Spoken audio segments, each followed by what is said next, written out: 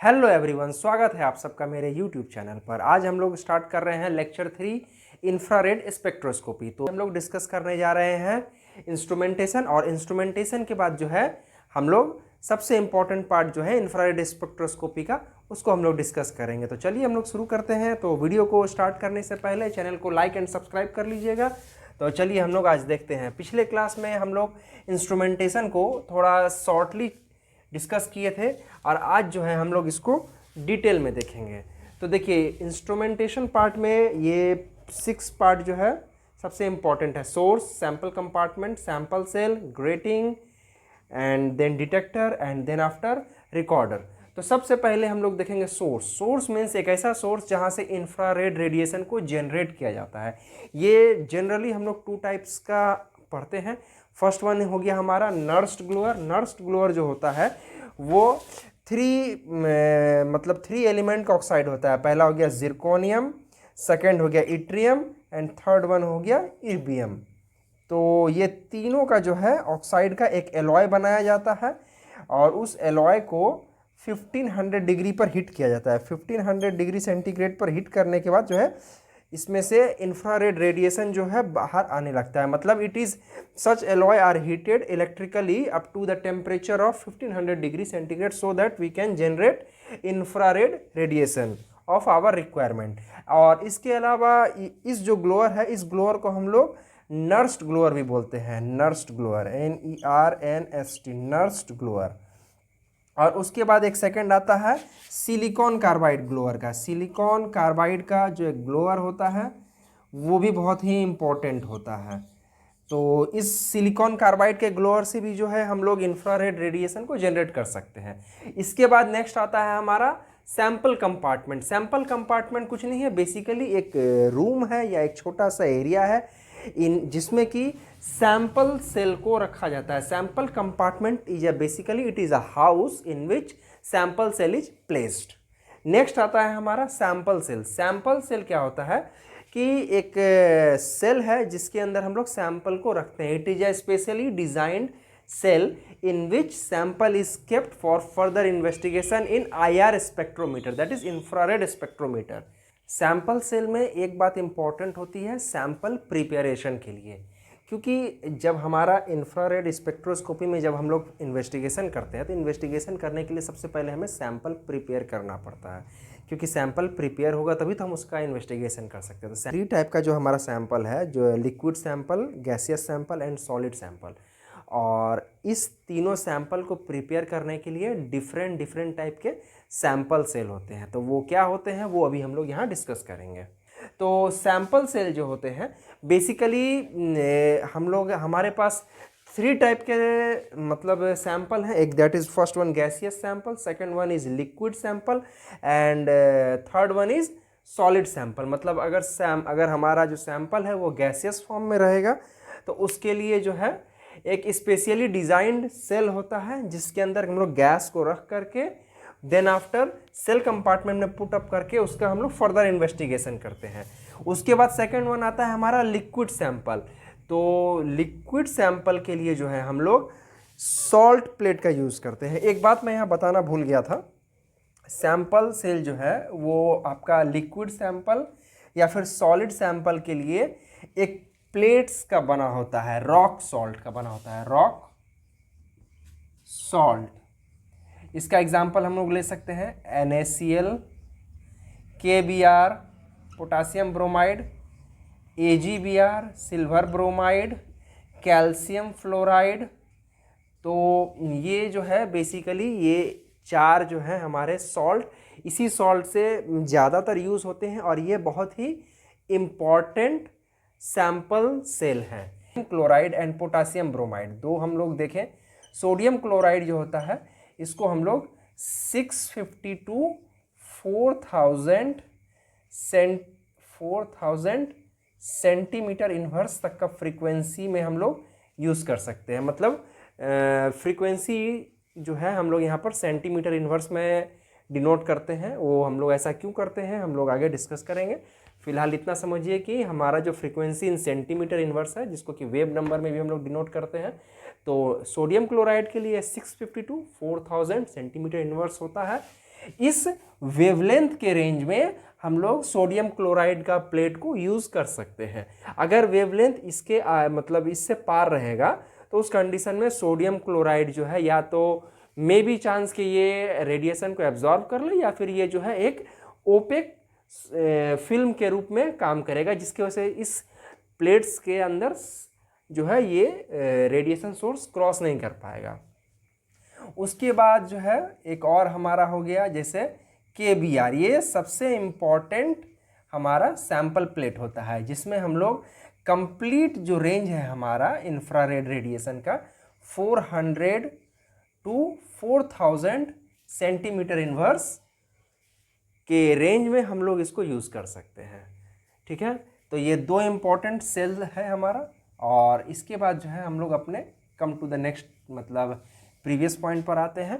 तो हम लोग जब देखेंगे लिक्विड सैंपल के लिए, लिक्विड सैंपल में हम लोग क्या करते हैं, एक ड्रॉप लिक्विड लेते हैं, दो प्लेट्स यूज़ करते हैं, प्लेट के बीच में हम लोग इस ड्रॉप को डालते हैं, देन आफ्टर उस प्लेट को उसके ऊपर रख करके स्क्वीज़ करते हैं, जिसके कारण ये जो लिक्विड है इसमें पूरा फैल जाएगा और एक थिन फिल्म का जो है यहाँ पर निर्माण करेगा। दैट इज मतलब liquid drop of liquid is placed between the pair of sample plate and then after squeeze this plate so that a thin film of liquid sample can be obtained, then after it is placed on a cell compartment for further investigation. ठीक है, next one जो है हम लोग solid sample के लिए बात करेंगे, इसका प्रिपरेशन कैसे किया जाता है। इसके लिए कई सारे मेथड है मगर दो मेथड सबसे इंपॉर्टेंट है। फर्स्ट वन हम लोग जो देखते हैं, सैंपल का पाउडर लेते हैं, मतलब उसको ग्राइंड किया जाता है काफ़ी, उसके बाद उस पाउडर को जो है हमारा जो सैंपल सेल जिस रॉक सॉल्ट से बना होता है उस रॉक सॉल्ट का पाउडर लेते हैं,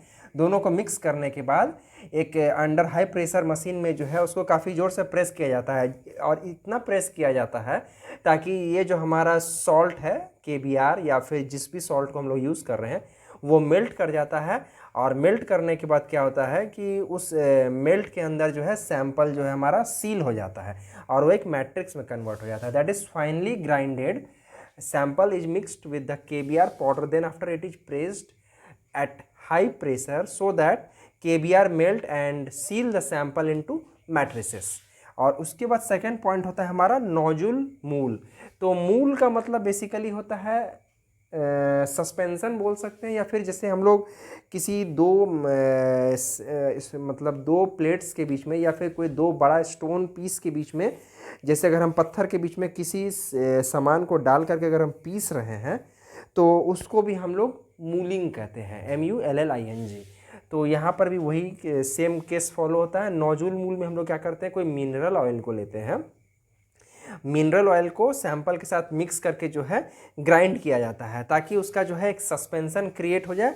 और उस सस्पेंशन को जिस तरह हम लोग लिक्विड के सैंपल का प्रिपरेशन के लिए यूज़ कर रहे थे, ठीक उसी प्रकार सैंपल प्लेट के बीच में उसका ड्रॉप को डाल करके स्क्वीज़ किया जाता है और जिसके कारण जो है उस सैंपल का एक थिन लेयर उस पर मतलब कवर अप हो जाता है। और देन आफ्टर जो है हम लोग उस सैंपल को फर्दर इन्वेस्टिगेशन के लिए स्पेक्ट्रोमीटर में डालते हैं। ठीक है, और इसके अलावा लेकिन नोजुल मूल का कुछ डिसएडवांटेज है। तो डिसएडवांटेज क्या है कि जो हमारा नोजुल मूल जो है, यानी कि जो भी मिनरल ऑयल को हम लोग यूज़ कर रहे हैं उस मिनरल ऑयल का जो है हमारा जब डिटेक्टर जो है उसका भी स्पेक्ट्रा को डिटेक्ट कर लेता है। कहने का मतलब हुआ कि नोजुल मूल में जो हमारा मतलब जो रिज़ल्ट आता है, मतलब कि ये जो हमारा मिनरल ऑयल है उसका भी स्पेक्ट्रम जो उसका पीक जो है वो कुछ पीक है, जैसे हमारा 1462 सेंटीमीटर इन्वर्स हो गया या फिर 2924 सेंटीमीटर इन्वर्स हो गया। ये मतलब कुछ पॉइंट्स है वहाँ पर जो है नोजुल मूल का पीक आता है। लेकिन इसमें हमें प्रॉब्लम क्या होता है कि जिस मतलब वैल्यू जिस रीडिंग पॉइंट पर हमारा ये मिनरल ऑयल का पीक आ रहा है, अगर उसी पॉइंट पर सैंपल का भी यदि कोई पीक आएगा तो वहाँ पर जो है डिस्टर्बेंस क्रिएट होता है और जिसके कारण ये जो चांस रहता है कि हमारा जो सैंपल है उसका वो कंपोनेंट का जो रिज़ल्ट है वो ओमिट कर जाए।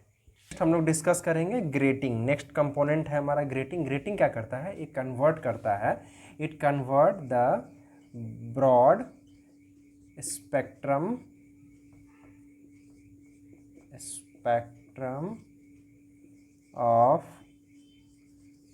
लाइट इनटू मोनोक्रोमैटिक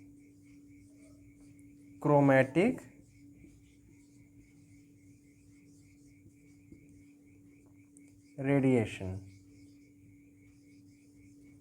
अब होता क्या है कि जब हमारा सोर्स से इंफ्रारेड रेडिएशन जनरेट होता है तो उसमें कई सारे वेवलेंथ के लाइट्स प्रेजेंट रहते हैं या इंफ्रारेड जो है प्रेजेंट रहते हैं।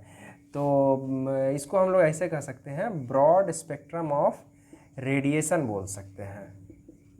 ठीक है, मैं शॉर्ट में लिख दे रहा हूँ।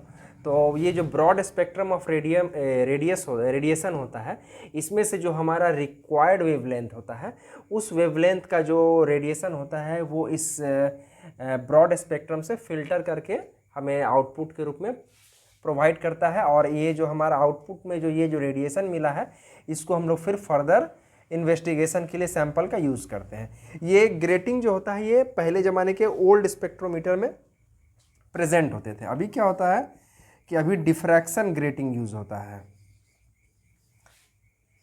Diffraction grating. तो इसमें क्या होता है कि देखिए दोनों में डिफरेंस ये है कि जो ग्रेटिंग होता है वो फिक्स था कि मतलब इससे सिर्फ एक ही प्रकार का, मतलब इतना ही वेवलेंथ का लाइट फिल्टर होके बाहर आ सकता है। मगर डिफ्रैक्शन ग्रेटिंग में क्या होता है कि इसमें जो है मतलब कई सारे फिल्टर्स प्रेजेंट होते हैं। तो हमें जिस भी वेवलेंथ का जो IR रेडिएशन का रिक्वायरमेंट है उसको हम इस डिफ्रैक्शन ग्रेटिंग के हेल्प से निकाल सकते हैं और उसका हम लोग फर्दर यूज़ कर सकते हैं। उसके बाद नेक्स्ट हमारा आता है डिटेक्टर। डिटेक्टर क्या करता है कि जो हमारा आउटपुट रिजल्ट आता है after passing through the sample, जो IR रेडिएशन है, उसके बाद जो आउटपुट जो हमारा ये मिलता है, मतलब कहने का मतलब हुआ कि जो हमारा आउटपुट रेडिएशन आता है after passing through the sample cell, तो उसको ये डिटेक्ट करता है। डिटेक्टर जो होता है बेसिकली टाइप ऑफ थर्मोकपल्स होता है।